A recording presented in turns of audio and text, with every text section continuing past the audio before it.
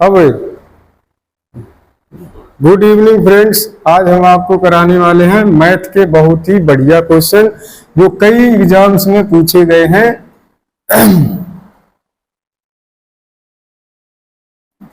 First question है,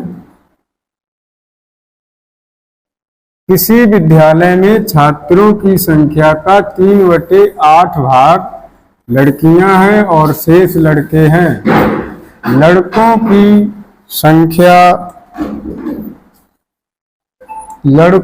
संख्या का 1/3 10 वर्ष से कम है और लड़कियों की संख्या का 2/3 भी 10 वर्ष से कम है। यदि 10 वर्ष या उससे अधिक आयु वाले छात्रों की संख्या 260 है तो विद्यालय में लड़कों की संख्या ज्ञात करो। चलिए देखिए, एक विद्यालय में छात्रों की संख्या का 3/8 भाग लड़कियां हैं। मतलब ये है कि 3/8 टोटल स्टूडेंट इसमें 8 हैं, जिसमें से लड़कियों की संख्या है 3। लड़कों की कितनी होगी? लड़कों की संख्या होगी 5। लड़कियों की संख्या होगी 3, लड़कों की संख्या होगी 5। ये हो गया गर्ल्स, ये हो गया बॉयज। ये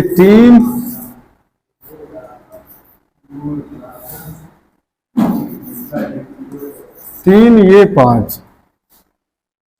यहां से क्या करेंगे? एक एक जीरो बढ़ा लेंगे। ये कितना हो जाएगा? शेष लड़के हैं, लड़कों की संख्या का 1/3 10 वर्ष से कम है। इसका 1/3 होगा 50/3। इसी प्रकार इसका 2/3 है, इसका 2/3 हो जाएगा 20। और ये क्या हो जाएंगे? ये 10 वर्ष से कम है। ये क्या है? 10 वर्ष से कम है। 10 वर्ष से कम, 10 वर्ष से कम है। इधर ये 10 वर्ष से कम है, इधर ये 10 वर्ष से कम है। कह रहा है यदि 10 वर्ष या उससे अधिक आयु वाले छात्रों की संख्या 260 हो, 10 वर्ष या उससे अधिक, तो यहाँ 30 से 20, तो 10 वर्ष या उससे अधिक आयु की कितनी लड़कियां होंगी? 10। और यहाँ पर 50 से 50/3 को कम करना है, ये हो जाएगा 100/3। 100/3 क्या होंगे? 10 या 10 वर्ष से अधिक आयु के लड़के होंगे। यहाँ से ये टोटल कितना हो जाएगा? ये हो जाएगा 130/3। 130/3 का वैल्यू दिया गया है 260। यहाँ इसे कैंसिल करना है, 1 का वैल्यू आ जाएगा 3 दूनी 6। और पूछ रहा है तो विद्यालय में लड़कों की संख्या ज्ञात करो। लड़कों की संख्या कितनी होगी? लड़कों की संख्या होगी 50। 6 का गुणा 50 में करेंगे तो ये हो जाएगा 300। कितना होगा? 300। फर्स्ट क्वेश्चन का आंसर आ जाएगा 300। क्वेश्चन नंबर सेकंड, ए, बी तथा सी ने क्रमशः 55,000 रुपए, 65,000 रुपए तथा 75,000 रुपए निवेश करके एक व्यवसाय किया। ए कार्यशील साझेदार है तथा लाभ का 20% लेता है एवं शेष राशि का वितरण उनके निवेश के अनुपात में कर दिया जाता है। यदि कुल लाभ 87,750 रुपए है तो ए का हिस्सा ज्ञात करना है। ये पार्टनरशिप का सवाल है। पार्टनरशिप में ये किस टाइप का सवाल है? ये कार्यशील साझेदार का सवाल है, जिसमें से कार्यशील है कौन? सिर्फ ए कार्यशील है। तो यहां से हम क्या करेंगे? यहां से हम लोग ए, बी, सी में रेशियो बनाएंगे। ये हो जाएगा 55,000, ये हो जाएगा 65,000, ये हो जाएगा 75,000। अब क्या करेंगे? अब हम लोग इन 3 जीरो को काटेंगे। 3 जीरो यहाँ से, 3 जीरो यहाँ से, 3 जीरो यहाँ से। फिर 5 से काट देंगे, ये हो जाएगा 11, ये हो जाएगा 13, ये हो जाएगा 15।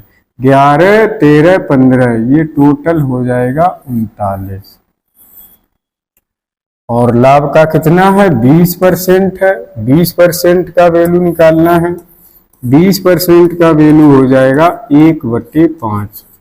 यहां से मुझे निकालना है टोटल प्रॉफिट। टोटल प्रॉफिट हो जाएगा, टोटल प्रॉफिट इक्वल 39 गुणे 5। जब इनका आपस में गुणा करेंगे वही टोटल प्रॉफिट आएगा। 9 45, 5 15, 4 19, 195 होगा टोटल प्रॉफिट। 195 हो जाएगा टोटल प्रॉफिट। अब इसका निकालना है कितना? 20%। इसका जब 20% निकालेंगे तो ये आ जाएगा 39। जब ये 39 आ जाएगा तो यहाँ से शेष कितना बचेगा?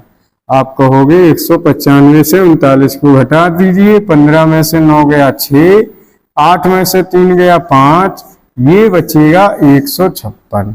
अब इस 156 को राशि के अनुपात में बांटना है, मतलब 11:13:15 के अनुपात में बांटना है। ए बी सी को, ये हो गया ए, ये हो गया बी, ये हो गया सी। इसे 11:13:15 के अनुपात में बांटना है। 11:13:15 ये हो जाएगा 39। 39 का वैल्यू है 156। ये हो जाएगा 4 गुना। 11 का 4 गुना कितना होगा? 11 का 4 गुना हो जाएगा 44।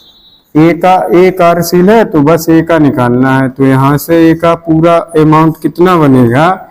39 में जब 44 जोड़ेंगे, 9 4 13, 4 3 7, ये हो जाएगा 83। कितना हो जाएगा? 83। फिर क्वेश्चन में कह रहा है कि निवेश के अनुपात में कर दिया जाता है यदि कुल लाभ दिया गया 87,750। 195 की वैल्यू दी गई 87,750। ये लगभग हो जाएगा 450 गुना। एक का वैल्यू कितना निकलेगा? 450 चाहिए ए का, तो इसी में उठा के 450 का मल्टीप्लाई कर दीजिए। 0 5 3 15, 0 से पहले 5, 0 से पहले 5 यहाँ है नहीं, यहाँ है नहीं, यहाँ है नहीं, 0 से पहले 5 यहाँ है, तो ये हो जाएगा 37,350। 37,350 इस क्वेश्चन का आंसर होगा। 37,350 इस क्वेश्चन का आंसर होगा। नेक्स्ट क्वेश्चन है question number 3। P Q R की आय का योग 1,39,200 है। पी क्यू और आर क्रमशः अपनी आय का 75%, 85 सही 5/7% और 63 सही 7/11% खर्च करते हैं। यदि उनकी बचत 17:12:8 के अनुपात में है, फिर पी और आर के वेतन में क्या अंतर है? ऑप्शन पहला है 3400, दूसरा है 37,200, तीसरा है 42,000, चौथा है 36,800। तो यहां से देखना है पी क्या कर रहा है? पी 75% खर्च कर रहा है। क्यू क्या कर रहा है? क्यू 85 सही 5/7% खर्च कर रहा है। आर क्या कर रहा? आर 63 सही 7/11% खर्च कर रहा है। 75% का वैल्यू 3/4, इसका वैल्यू 6/7, इसका वैल्यू 7/11। यहाँ से 4 आय है, 3 खर्च कर रहा है, तो कितना बचा रहा है? 1/4। 7 आय है, 6 खर्च कर रहा है, तो कितना बचा रहा? 1/7। 11 आय है, 7 खर्च कर रहा है, तो कितना बचा रहा है? 4/11। अब आगे बोल रहा है बचत का अनुपात कितना दिया गया?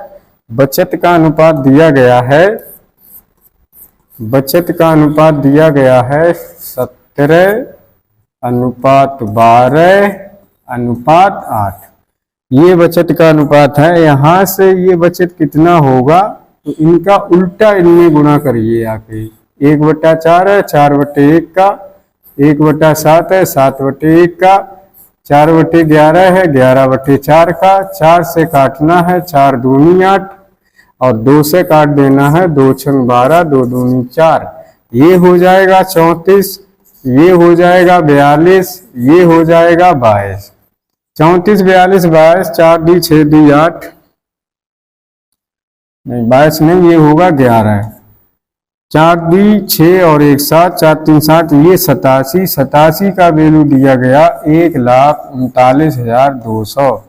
ये कितना गुना हो जाएगा? ये हो जाएगा 1600 गुना।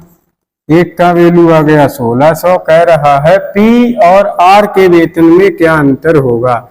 ये पी का वेतन है, ये आर का वेतन है, यहाँ से कितना का अंतर है? यहाँ से 23 का अंतर है। तो उठा के इसमें 23 का मल्टीप्लाई करेंगे, 0 0 16 3 48, 16 दूनी 32 और 4 36, ये आ गया 36,800। तो क्वेश्चन नंबर 3 का आंसर कितना होगा? क्वेश्चन नंबर 3 का आंसर होगा 36,800। उम्मीद है समझ में आ रहा होगा। नेक्स्ट क्वेश्चन देख रहे हैं, क्वेश्चन नंबर 4। 70,200 रुपए को ए कामा बी और सी के बीच इस तरह से बांटा गया है कि ए को बी प्लस सी का 4/5 प्राप्त होता है। यदि बी को ए प्लस सी की 2/11 राशि प्राप्त होती है तो सी का हिस्सा कितना होगा? क्या 28,200 होगा, या 29,140 होगा, या 32,940 होगा, या 25,850 होगा? चलिए ये देखते हैं। कह रहा ए को बी प्लस सी का 4/5, तो यहां से बनेगा ए बटे बी प्लस सी बराबर 4/5। फिर बोल रहा है बी को ए प्लस सी का, तो ये हो जाएगा बी बटे ए प्लस सी इक्वल 2/11। कितना हो जाएगा? 2/11। अब इसको सोल्व करना है। ध्यान दीजिए, यहाँ ए बी सी 3 क्वांटिटी है जबकि समीकरण 2 है। तो इस तरीके का सोल्व करने के लिए इक्वेशन हम क्या करते हैं, 4 और 5 को जोड़ेंगे 9, 11 और 2 को जोड़ेंगे 13। 9 और 13 का एलसीएम हो जाएगा 117, और 9 का भाग 117 में देंगे 13 बार जाएगा, 13 का भाग 117 में देंगे ये 9 बार जाएगा। तो यहाँ पर 13 का गुणा करना है और यहाँ पर 9 का गुणा करना है। तो ये हो जाएगा 13 चौकू 52 और ये हो जाएगा 9 दूनी 18। कहने का मतलब ये है ए का वैल्यू आ गया कितना? ए का वैल्यू आ गया 52, बी का वैल्यू आ गया 18। जबकि तीनों का कितना है? जो एलसीएम लिया है ये तीनों का होता है और तीनों का है 117। ए प्लस बी प्लस सी तीनों का कितना है? 117।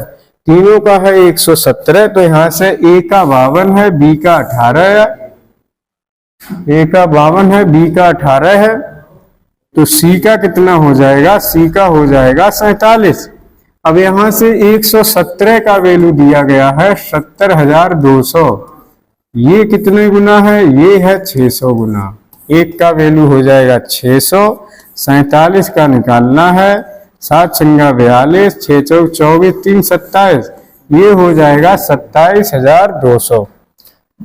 0 0 6 7 42 की 2 हासिल 4, 6 चौक 24, 4 27 नहीं, ये होगा 28, 28,200। इसका आंसर होगा option number A. Next question. अब क्वेश्चन नंबर देखना है अगला। क्वेश्चन नंबर 5 है 555 रुपए ए कामा बी कामा सी के बीच 1/4 अनुपात 1/5 अनुपात 1/6 के अनुपात में विभाजित किया जाना था, लेकिन गलती से इसे 4:5:6 के अनुपात में विभाजित कर दिया। सी को कितनी अधिक राशि प्राप्त होगी? बहुत ही अच्छा सवाल है। पहले बांटा गया 1:4, 1/5, 1/6। तो हम यहां से क्या करेंगे? 4, 5, 6 का एलसीएम लेंगे। क्या करेंगे?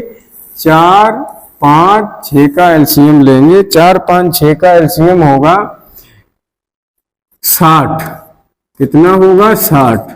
60 का सम में मल्टीप्लाई कीजिए और यहां से जब काटेंगे तो ये होगा 15, ये होगा 12, ये होगा 10।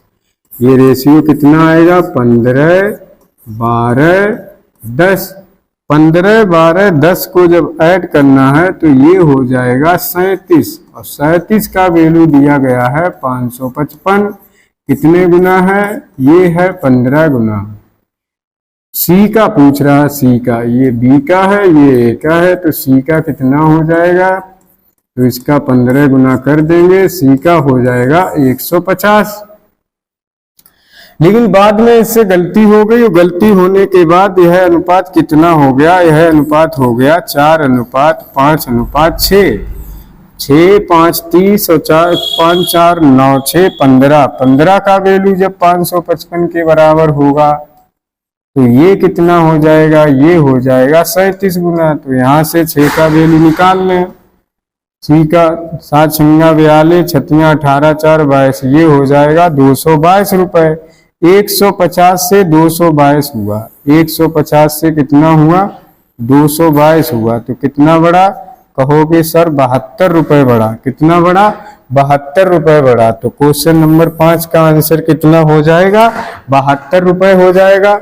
उम्मीद है समझ में आ रहा होगा। नेक्स्ट क्वेश्चन देखते हैं। क्वेश्चन नंबर 6 बहुत ही बढ़िया है। कितने नौकरी के आवेदकों ने आवेदन किया था?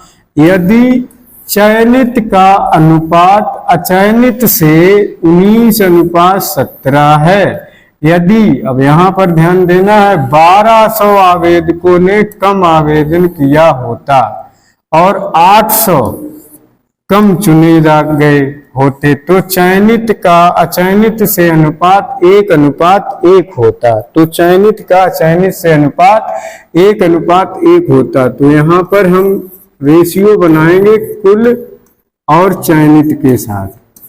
कुल और चयनित के साथ, कुल और चयनित के साथ। तो यहाँ से कुल कितना होगा? 17 और 19, ये होगा 36, और चयनित कितना है? 19।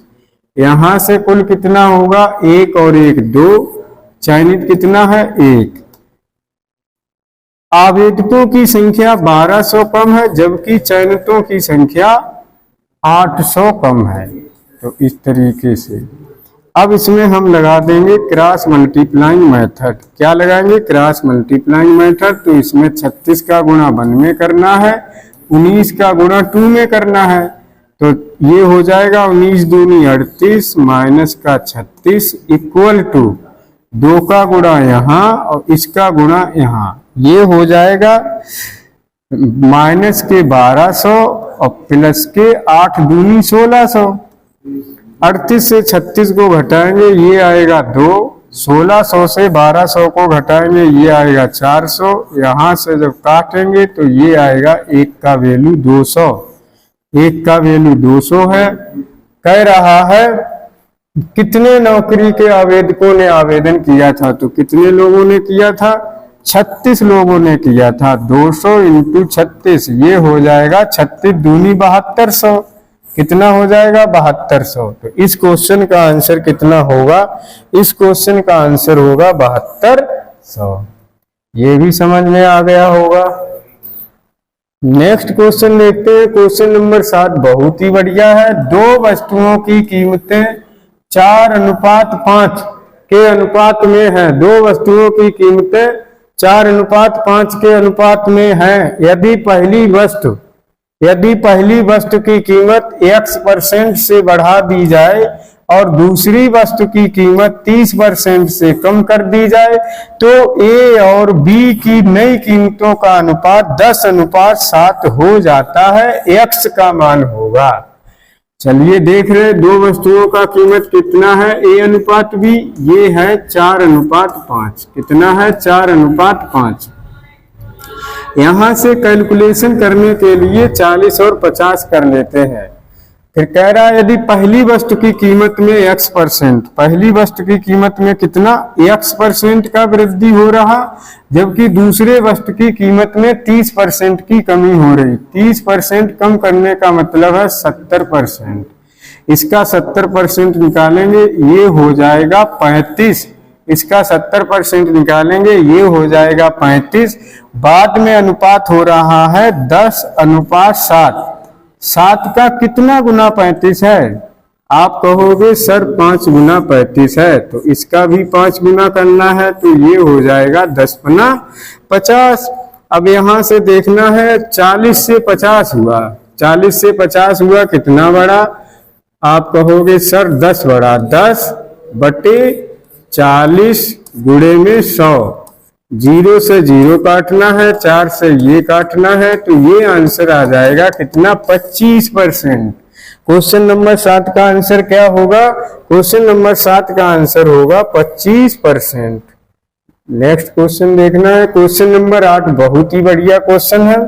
x माइनस 3/x बराबर 6 है, जबकि x इज नॉट इक्वल 0 है, तो x की पावर 4 माइनस 27 बटे x क्यूब बटे x square minus 3x minus 3 का मान होगा। यहाँ x क्यूब ना होकर यहाँ होना चाहिए x स्क्वायर। कितना होना चाहिए? x square. x minus 3/x का वैल्यू दिया गया है 6, पूछ रहा है x की पावर 4 माइनस 27 बटे x स्क्वायर अपान में x स्क्वायर माइनस का 3x माइनस का 3, इसका वैल्यू पूछ रहा है।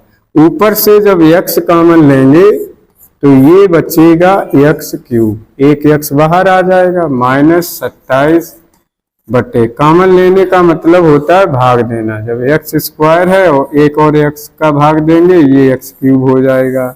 इसी प्रकार नीचे से जब x कॉमन लेना है तो ये x हो जाएगा माइनस 3 और माइनस के 3 बटे x हो जाएगा। यहाँ से x x कैंसिल हो जाएगा, ये बचा x क्यूब माइनस 27 बटे x क्यूब बटे इन्हें x माइनस 3/x एक जगह लिख दीजिए और माइनस का 3 एक जगह लिख दीजिए।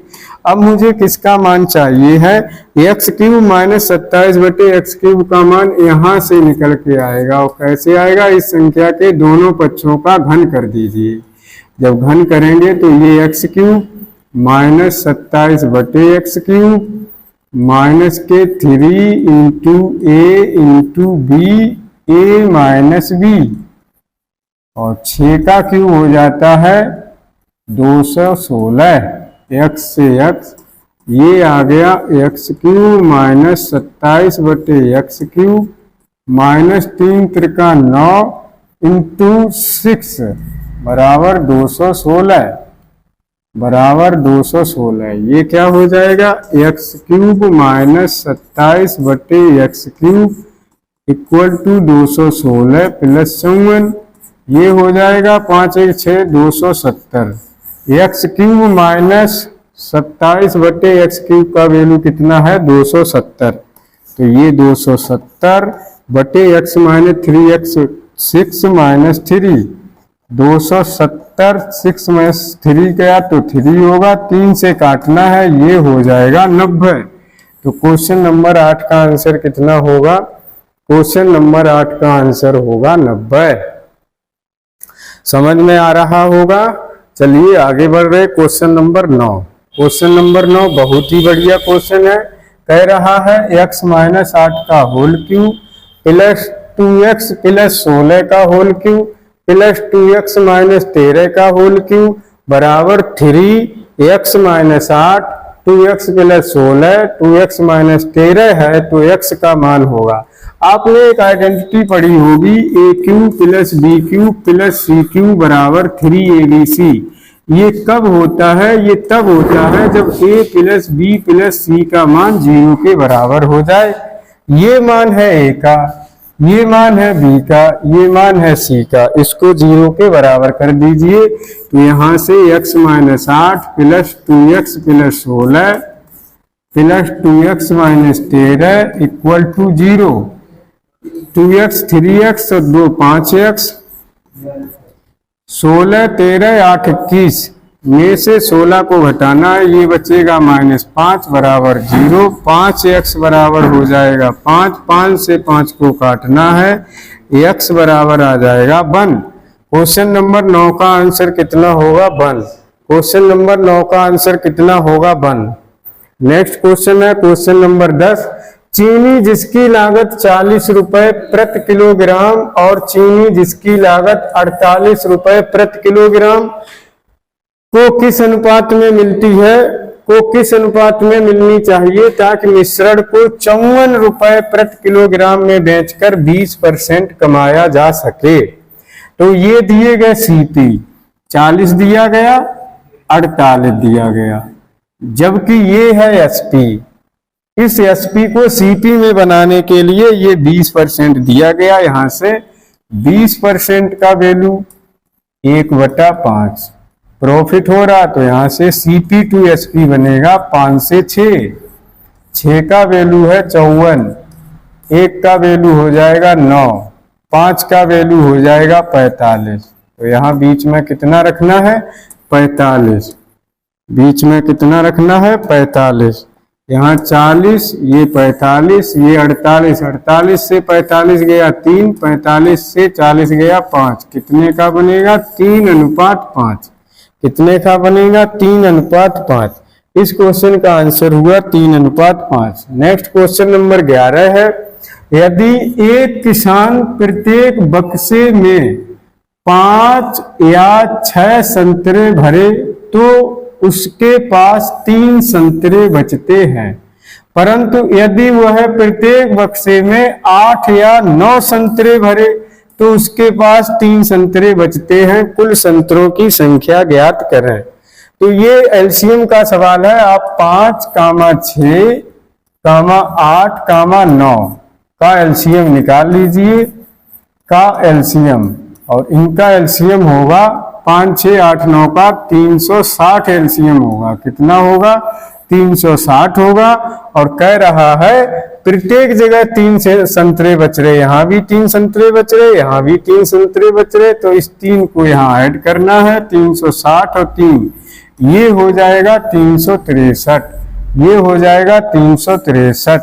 तो इस क्वेश्चन का आंसर कितना हो जाएगा, ए पार्ट हो जाएगा। क्वेश्चन नंबर 12 है, 5 साल का साधारण ब्याज 4000 रुपए है और 2 साल का चक्रवृद्धि ब्याज 1632 रुपए है, ब्याज की दर ज्ञात कीजिए। ब्याज आपको पता होना चाहिए, ब्याज किसे कहते हैं, धन के अलावा जो रुपए मिलता है वो ब्याज होता है। ब्याज कई प्रकार का होता है, ब्याज 2 प्रकार का है, simple interest, compound interest. Simple interest क्या होता है, जब ब्याज प्रत्येक वर्ष समान मिलता है, जब ब्याज प्रत्येक वर्ष समान मिलता है, प्रत्येक वर्ष समान मिलता है, तो उसे सिंपल इंटरेस्ट कहते हैं। परंतु जब ब्याज पर ब्याज मिलने लगता है, जब ब्याज पर ब्याज मिलने लगता है, ब्याज पर ब्याज मिलने लगता है,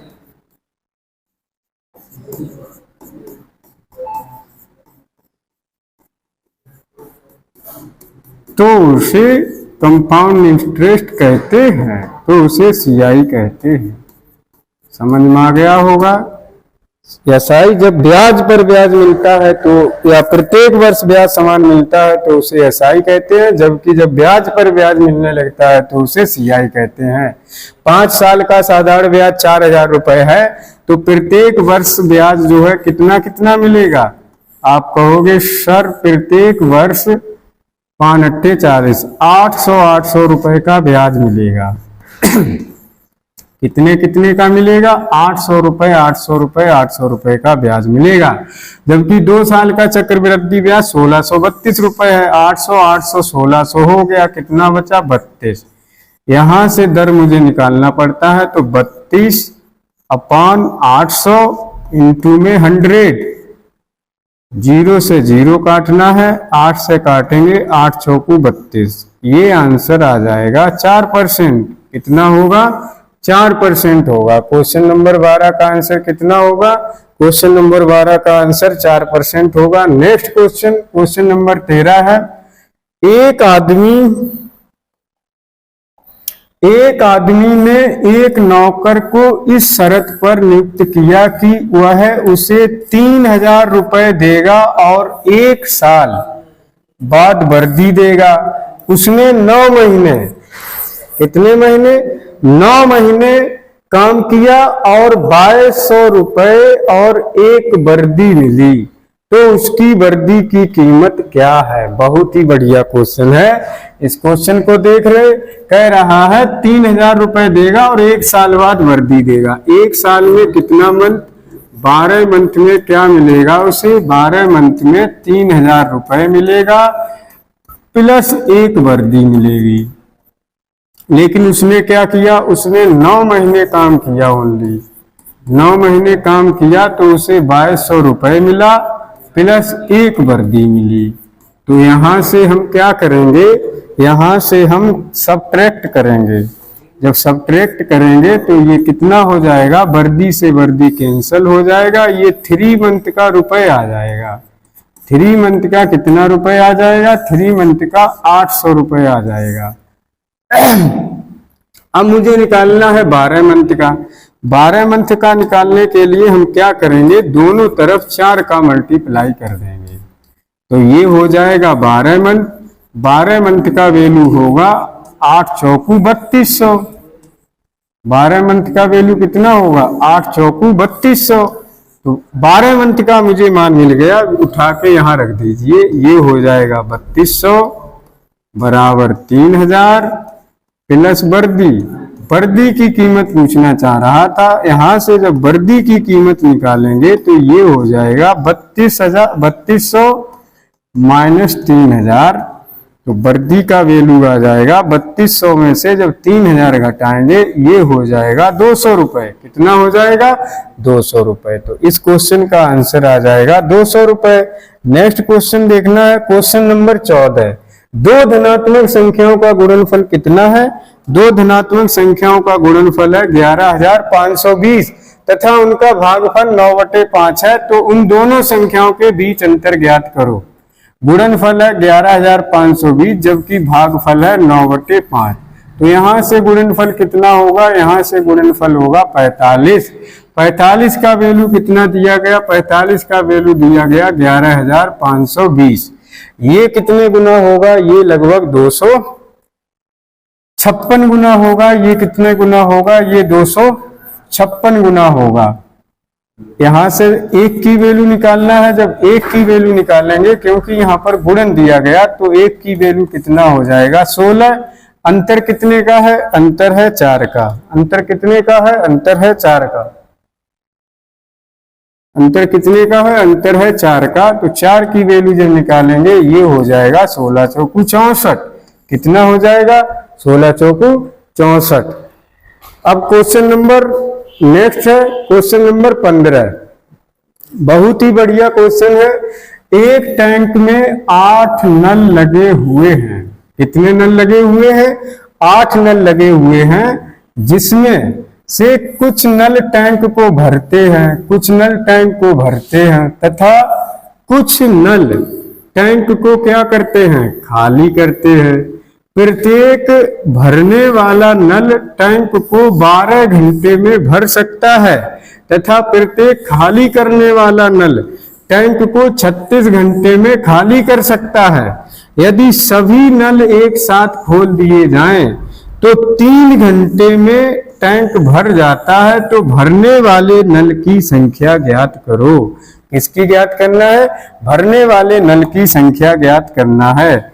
यहां से मुझे देखना है, एक टैंक में 8 नल लगे हुए हैं, कुछ भरने वाले हैं कुछ खाली करने वाले हैं।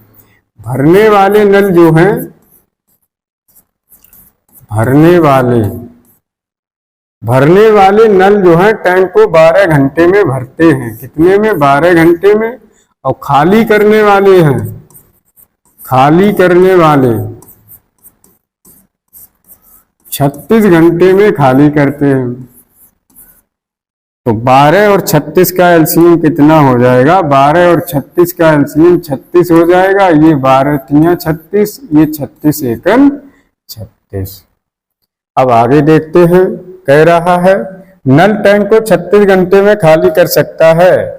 यदि सभी नल एक साथ खोल दिए जाए तो 3 घंटे में टैंक भर जाता है। तीनों की एफिशिएंसी है, दोनों की 36, 3 घंटे में भर रहा, तो ये कितने में भरेगा, 12 घंटे में। कितने घंटे में, 12 घंटे में। फिर से एक तरफ लिखना भरने वाले एक तरफ लिखना खाली करने वाले, भरने वाले, खाली करने वाले। भरने वाले हैं कितने? 3 क्षमता है भरने वालों की, खाली करने वालों की क्षमता है 1। यदि हम 8 के 8 नल भरने वाले मान लें, यदि हम 8 के 8 नल खाली करने वाले मान लें, तो 8 भरने वाले हो जाएंगे 24, खाली करने वाले हो जाएंगे -8, जबकि दोनों कितने हैं? 12। यहां से 24 से 12 को घटाएंगे, ये 12 हो जाएगा, 12 -8 माइनस माइनस प्लस, ये हो जाएगा 4 पंचे 20, ये हो जाएगा 4 तियां 12, ये बनेगा 5:3। 5:3 में 5 क्या है? 5 है भरने वाले, 3 क्या है? खाली करने वाले, और 5 3 8। अब पूछना क्या चाह रहा है? पूछना चाह रहा है भरने वाले, तो भरने वालों की संख्या कितनी आई? भरने वालों की संख्या आई 5। आंसर कितना होगा? 5। नेक्स्ट क्वेश्चन है क्वेश्चन नंबर 16। कह रहा है 2 नल मिलकर किसी टैंक को 12 घंटे में भर सकते हैं। यदि एक नल टंकी को भरने में दूसरे नल की अपेक्षा 10 घंटे कम समय लेता है, तो कम समय लेने वाला नल टंकी को कितनी देर में भर पाएगा? ये जो ऑप्शन है ये कम समय लेने वाले हैं। मैं पहले ऑप्शन को उठा रहा हूं। कम समय लेने वाला अगर 20 है, तो ज्यादा समय लेने वाला कितना होगा? 30 होगा, क्योंकि तभी तो ये एक दूसरे से की अपेक्षा 10 घंटे कम है। 30 और 20 के बीच डिफरेंस कितने का है? आप कहोगे सर 10 का है, और 10 का ही डिफरेंस देखना था। बस इसे सोल्व करके देखिए, अगर 12 घंटे आ जाए तो ये हमारा क्वेश्चन सही होगा। 30 और 20 का एलसीएम हो जाएगा 60। यहां से 30 दूनी 60, 20 तियां 60, और दोनों की क्षमता 3 2 5, 5 से काटेंगे, ये आ जाएगा 12, जो कि सवाल में कह रहा था दोनों नल मिलकर किसी टैंक को 12 घंटे में भर सकते हैं। बिल्कुल ठीक। तो यहां से आंसर हमारा क्या हो जाएगा? यहां से आंसर हमारा हो जाएगा ये। नेक्स्ट क्वेश्चन नंबर 17 देखना है।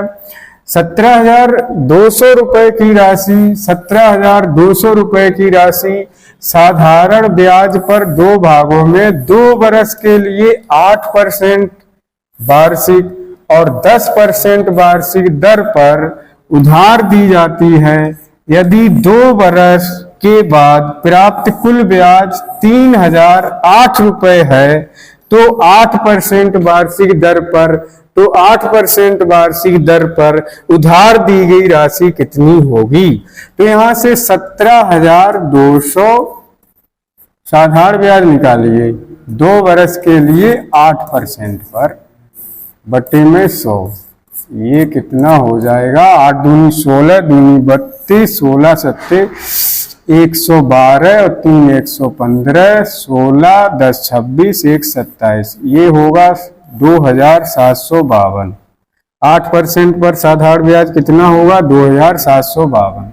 इसी तरीके से 17,200 का 2 वर्ष 10% पर निकाल लीजिए। 0 से 0, 0 2 दूनी 4, 7 दूनी 14, 2 एकम 2 1 3, ये हो जाएगा 3,440। जबकि 2 वर्ष बाद कितना हो रहा? 3,008, जिसे मुझे मिडल में रखना है 3,008। 3,008 यहां से इन्हें घटाना है इस तरीके से। 10 से 8 गया 2, यहाँ 3 बचा, यहाँ 3 बचा। 10 से 8 गया 2, यहाँ 3 बचा, यहाँ 4 बचा, ये होगा 432। और ये कितना होगा?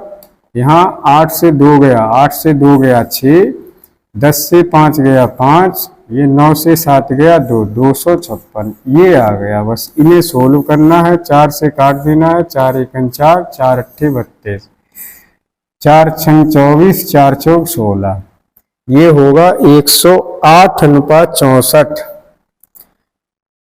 4 दूनी 8, 4 7 28, 4 एकन 4, 4 छन 24, ये हो गया 27 16, 27 16, 7 6 13, 2 1 3 1 4, 43, 43 का वैल्यू है 17,200। कितना है? 17,200। कितने बार जाएगा? ये लगभग 4 बार चला जाएगा। तो 1 का वैल्यू कितना हो जाएगा? 1 का वैल्यू हो जाएगा 400। पूछ रहा है 8% वार्षिक दर पर। 8% वार्षिक दर पर कितना है? 27। 8% वार्षिक दर पर कितना है? 27। तो इसमें 27 का मल्टीप्लाई करना है। 0 0 7 चौक 18।